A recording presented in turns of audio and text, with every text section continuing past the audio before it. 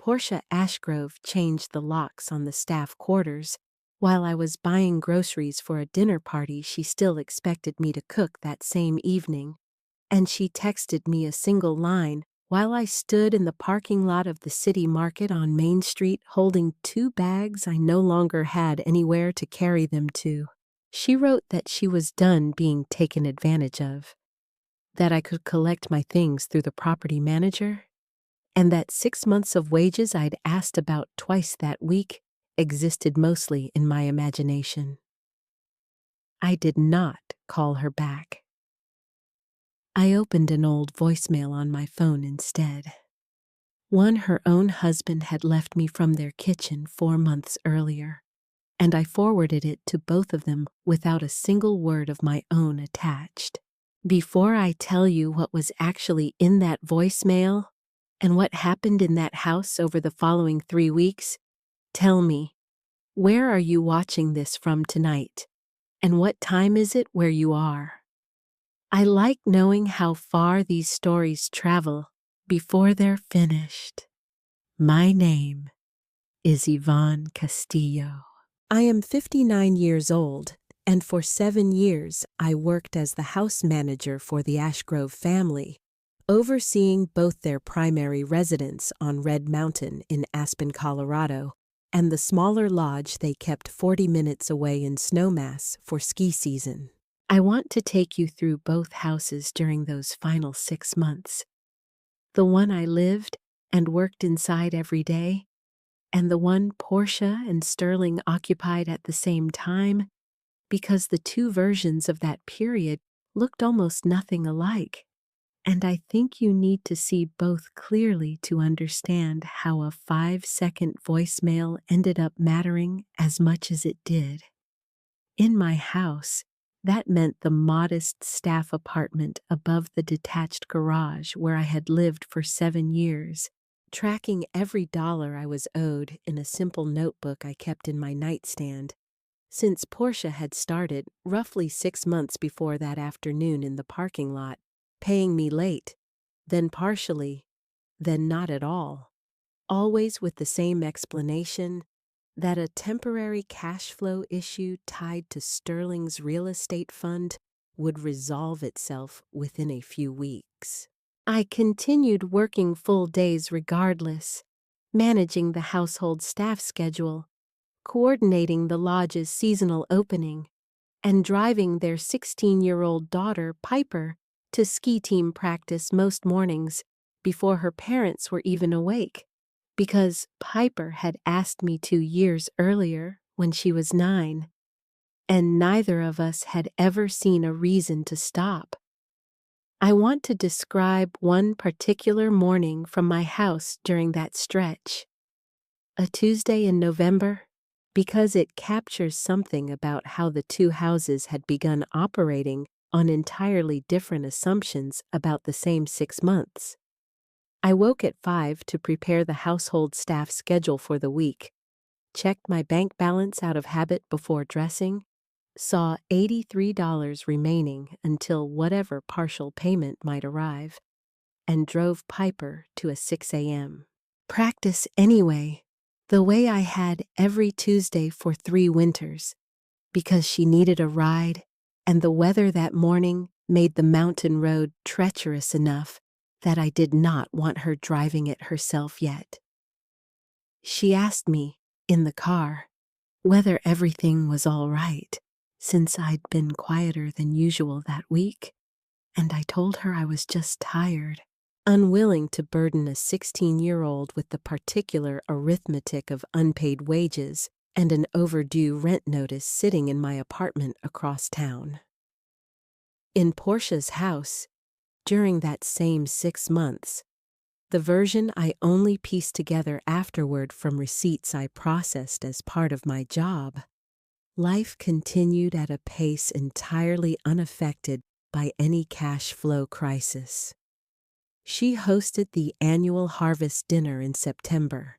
a catered affair for 40 guests costing just under $11,000. She commissioned a landscaping refresh for the front entrance in October, $6,400, paid promptly and in full. She flew to New York twice that same period for what she described to friends as design consulting work, though I processed the airline invoices myself and understood them to be personal trips. I do not say this to suggest Portia was a villain twirling a mustache while withholding my wages out of cruelty. I say it because the two houses existing at once, mine increasingly anxious about rent and groceries, hers entirely unchanged in its rhythms, is the clearest way I know to describe exactly how invisible my financial situation had become to the family I worked inside every single day. I processed most of those invoices myself, as part of my regular household duties, reconciling the credit card statements each month before passing them to Sterling's accountant, which meant I watched, in real time, exactly how the two houses diverged. The same week I told Portia I was 2 months behind on my own rent, I entered a florist invoice for the Harvest Dinner's centerpieces, $720, into the household ledger without comment, since commenting on expenses that weren't mine to question had never been part of my job. Only recording them accurately had been. I want to explain how I came to work for the Ashgroves at all, because the early years matter for understanding how much trust had built up before any of this began. I was hired 7 years ago when Piper was 9 and her older brother was already away at boarding school, brought on originally to manage the household calendar and staff during Sterling's early years building his real estate investment fund, work that required both of them to travel often, leaving a 9-year-old and a household of contractors and cleaning staff needing more day-to-day oversight than either parent had time to provide themselves. Piper and I grew close in a way I hadn't quite expected, since she was, in many ways, the child spending the most ordinary hours of her day with me,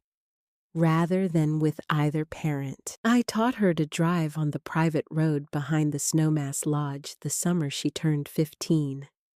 Sat with her through a broken ankle from a ski accident 2 winters ago, and was the one who picked her up from the emergency room at 11 at night, while Sterling was in Denver for a fund meeting, and Portia had taken a sedative for a migraine and could not be woken. I remember sitting in that emergency room waiting area until nearly 2 in the morning. Piper's ankle finally in a temporary brace, both of us too tired to talk much, and her asking me, out of nowhere, whether I had kids of my own. I told her about my daughter, Isabel, grown now and living in Denver herself, working as a physical therapist, and Piper said, half asleep against my shoulder, that she hoped Isabel knew how lucky she was to have grown up with me around all the time, a comment I found sweet and slightly sad in equal measure, since I understood, even then, what she meant by the comparison she wasn't quite saying out loud. Sterling's real estate fund had been struggling for close to 2 years by the time the wage delays began, tied up primarily in a stalled development called Meadow Creek, a planned residential project outside Carbondale that had run into permitting delays and a lender pulling back financing partway through construction. Sterling had personally guaranteed a significant portion of the project's construction loan, a detail I only learned much later through Piper, who overheard her parents discussing it during one of their late-night arguments, meaning the stalled development threatened not just the fund's fees, but a meaningful slice of the family's own personal assets if the Meadow Creek lot failed to sell at the price they needed. I did not know the specifics of the fund's troubles at the time, only what I could observe indirectly: more tension between Portia and Sterling behind closed doors, more phone calls taken in hushed voices in Sterling's office, and eventually the wage delays themselves, which Portia always framed as entirely temporary. I want to describe the voicemail itself now, since it becomes the center of everything that follows. About 4 months before the parking lot afternoon, during a particularly difficult stretch when I hadn't been paid in 6 weeks and had mentioned, carefully, that I was behind on my own rent for a small apartment I kept in town for my days off, Sterling called me directly, something he rarely did, since household matters usually ran through Portia. He was in the kitchen of the main house. I could hear the specific echo of that room, tile and high ceilings, and he told me,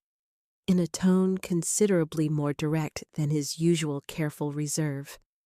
that he was sorry, that he knew Portia had been telling me things would resolve soon, and that he wanted me to know directly, from him, that I was owed everything I believed I was owed, and that he intended to make sure I was paid in full the moment the Meadow Creek lot sale closed, which he expected within a matter of months. The message ran just under 5 seconds beyond his greeting, since he was called away mid-sentence by someone else entering the kitchen, but it captured, clearly and in his own voice, an acknowledgement of the debt and a specific reason for its delay. I remember standing in my own small kitchen above the garage while I listened to that message, surprised enough by the call itself that I nearly missed the first few words. Sterling had never called me directly in 7 years for anything beyond a quick logistical question about the lodge's heating system or a delivery he was expecting. Hearing him speak so plainly about money, a subject he otherwise left entirely to Portia and his accountant, felt like a small crack in the usual formality between us, one I appreciated at the time without fully understanding how much weight it would eventually carry. I saved that voicemail the way I save most things related to my work, out of habit rather than any particular plan. The same instinct that led me to keep a running notebook of hours and unpaid wages in my nightstand. I did not intend, at the time, to ever need either record for anything beyond my own peace of mind. The 6 months accumulated to $25,200 by the afternoon. Portia changed the locks, calculated simply. My monthly wage of $4,200 multiplied across the period she had stopped paying consistently. I had asked about it twice that particular week, once in passing on a Tuesday while reviewing the lodge's opening schedule, and once more directly on Thursday morning, when I told Portia I needed at least a partial payment to cover my own rent, which was now 2 months overdue. She told me Thursday morning that I was being dramatic, that everyone in Aspen understood how cash flow worked in a business like Sterling's, and that if I couldn't manage my own finances around a temporary delay, perhaps the position wasn't the right fit for someone in my situation anymore. I asked her, standing in the main kitchen that Thursday morning with Piper's breakfast dishes still in the sink, whether Sterling knew I still hadn't been paid. She told me Sterling had enough to worry about with the fund and didn't need to be bothered with household payroll details, a division of responsibility I understood, in that moment, was working entirely to my disadvantage, since it meant the one person who had personally acknowledged the debt in his own voice had no idea. 4 months later, that his wife had never actually followed through on the timeline he'd described. I want to describe the parking lot moment itself as precisely as I can remember it, because I have thought about it often since. I read Portia's text twice, standing beside my car with 2 grocery bags cutting into my hands, and I felt something that surprised me by how calm it actually was. Not panic, not the anger I might have expected, but a kind of clear, settled recognition that arguing over text with a woman who had already decided her version of events would not change anything. I set the groceries in my trunk, sat in the driver's seat, and scrolled back through months of saved voicemails until I found Sterling's, still exactly 5 seconds beyond the greeting, still carrying his voice, acknowledging a debt his wife was now telling me existed only in my imagination. I forwarded it to both of their phones within minutes, along with a single line of my own, that I would be filing a wage claim with the Colorado Department of Labor and Employment the following morning, and that I hoped they would settle the matter directly before that became necessary. I did not call anyone else that afternoon. I drove to my own apartment in town, the one I kept for days off, and stayed there while I decided my next steps. Since I no longer had anywhere in their house to return to that same evening, Sterling called me himself within the hour, and I want to describe that conversation carefully, since I believe it changed the direction of everything that followed. He told me he had just heard for the first time that Portia had let me go and change the locks, and that he had not been consulted or informed before either decision. He asked whether the wage claim I'd mentioned was something I intended to actually file, and I told him yes, that I had kept careful records of my hours and the outstanding balance, and that his own voicemail, which I still had saved, confirmed both the debt and his personal acknowledgement of it months earlier. He was quiet for a long moment, then told me he was sorry, genuinely sorry, and that he would make sure I was paid in full regardless of whatever else was happening between him and Portia. He asked, near the end of that call, why I hadn't come to him directly once the payments stopped, rather than waiting months and raising it only with Portia. I told him honestly that Portia had made clear early in the delay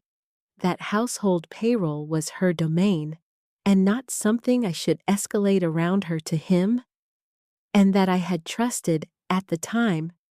that trusting the chain of command in my own workplace was the responsible thing to do, even as that same chain of command left me increasingly unable to pay my own rent. He apologized again for that, more quietly this time, and I could hear, in the pause that followed, something that sounded like a man recalculating exactly how much of his own household he had actually been paying attention to. I filed the wage claim the following morning anyway, since Sterling's apology, however sincere it sounded, was not itself a payment,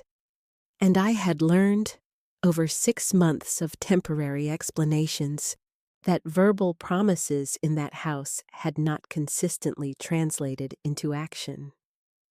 A Colorado Department of Labor investigator named Franklin Doss was assigned to my claim,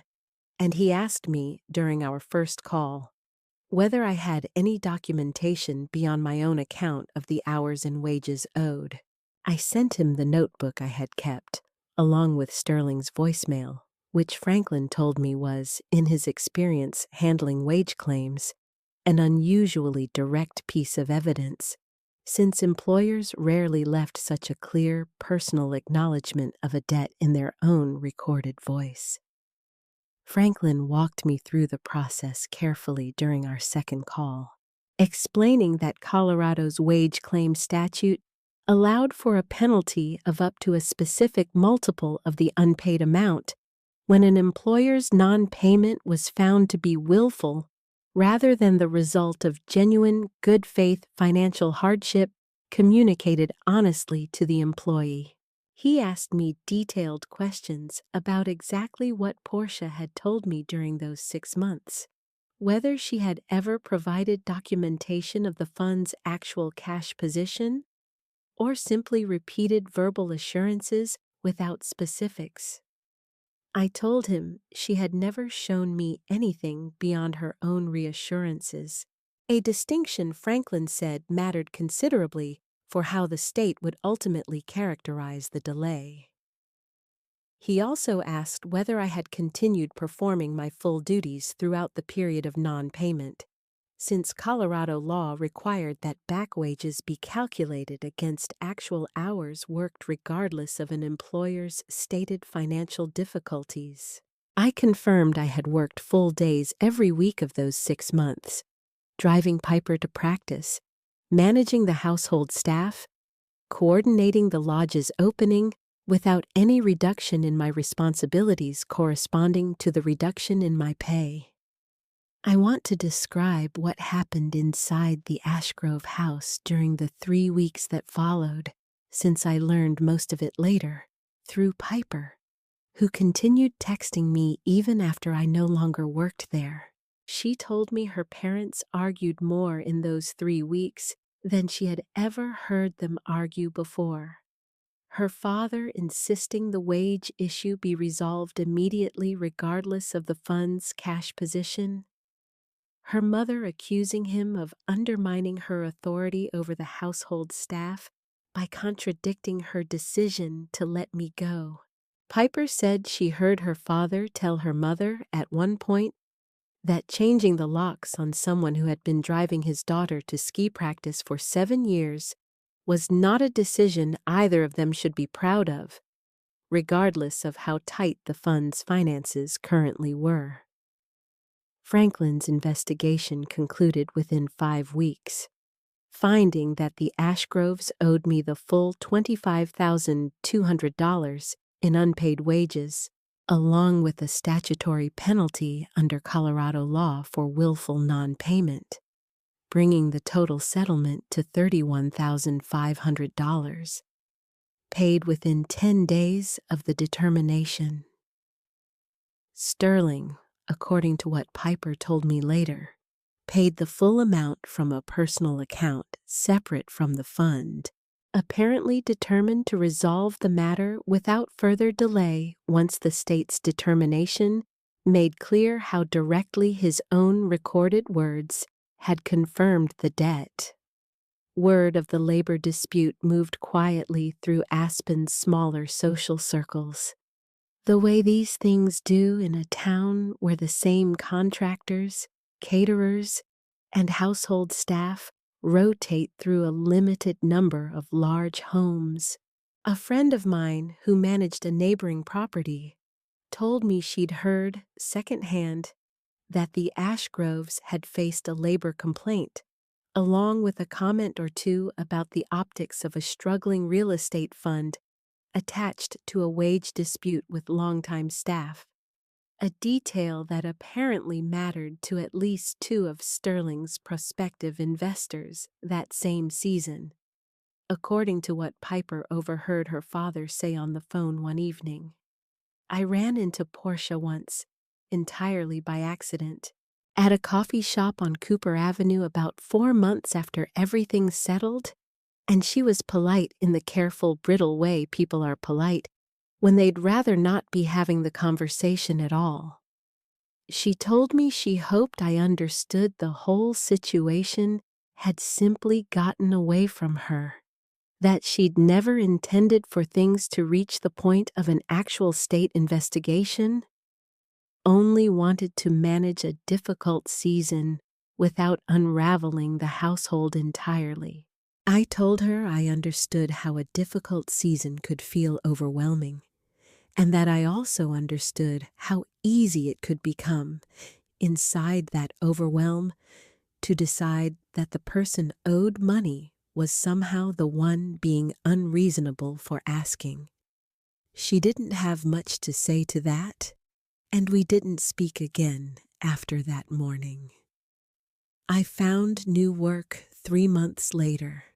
managing a smaller property for a family in Basalt, who paid on the first of every month without exception, and who asked me, during our first conversation, whether there was anything about my previous position I wished had gone differently, a question that let me explain, plainly, exactly what I needed going forward: regular pay, clear communication, and no assumption that 7 years of loyalty meant I would simply absorb whatever financial difficulty the family happened to be experiencing. That family, the Kessners, run a considerably smaller household than the Ashgroves, a single home rather than a main house and a lodge, and I have found something steadying in the modesty of it. A family who pays exactly what they say they'll pay on the day they say they'll pay it, without any of the quiet financial theater I'd grown used to living beside for 7 years. I mentioned to Mrs. Kessner once, a few months into the position, that I appreciated how straightforward their arrangement felt, and she told me, a little surprised, that she couldn't imagine running a household any other way. A comment that told me more about how differently two seemingly similar families can actually operate than almost anything else I learned that year. Piper still texts me most weeks, now away at college in Boulder, and she came to visit me in Basalt over her winter break, sitting at my kitchen table telling me about her classes the way she used to tell me about her ski races years earlier. She mentioned, near the end of that visit, that her parents' marriage had grown noticeably more strained since that autumn, that her father seemed to consult her mother less on major decisions now, and that she suspected the lock's change that afternoon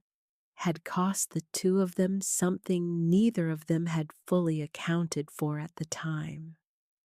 I asked Piper, during that same visit, how she'd made sense of everything that happened since she'd been caught, in her own way,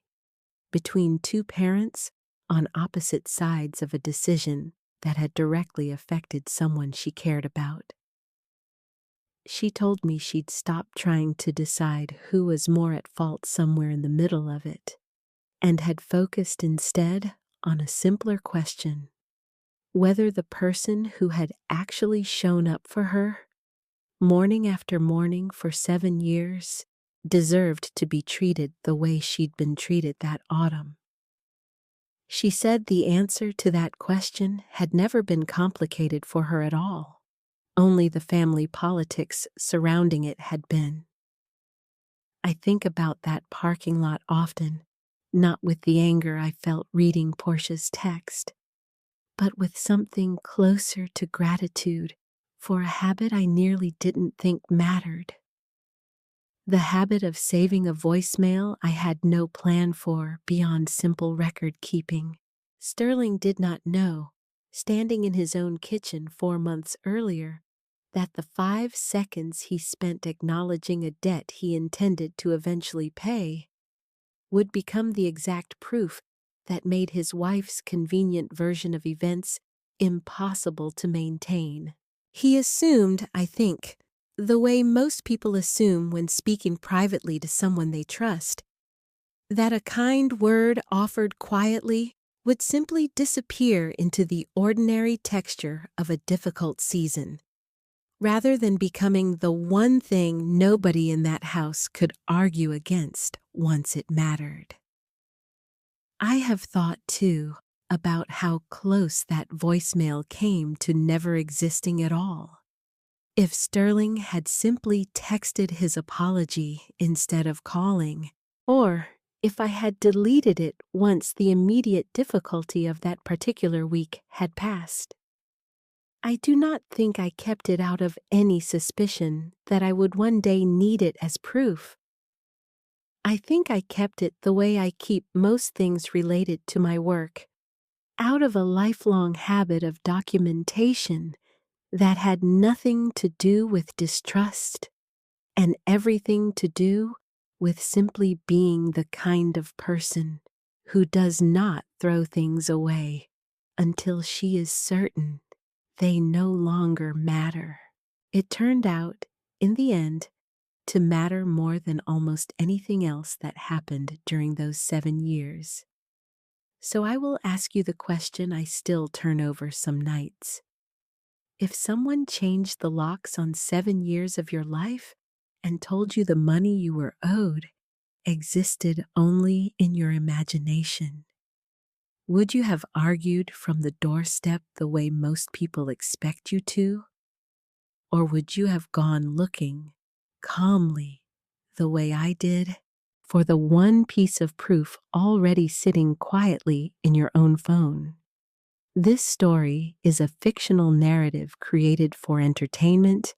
education, and reflection with the assistance of artificial intelligence, and any resemblance to real people, names, or events is entirely coincidental. Nothing in this video constitutes legal advice, and anyone with questions about unpaid wages or wage claims should consult a licensed employment attorney or their state Department of Labor directly, since wage claim procedures, penalty statutes, and filing deadlines vary considerably from one state to the next. If this stayed with you, I would love to hear where you're watching from tonight, and I hope you'll come back for the next one.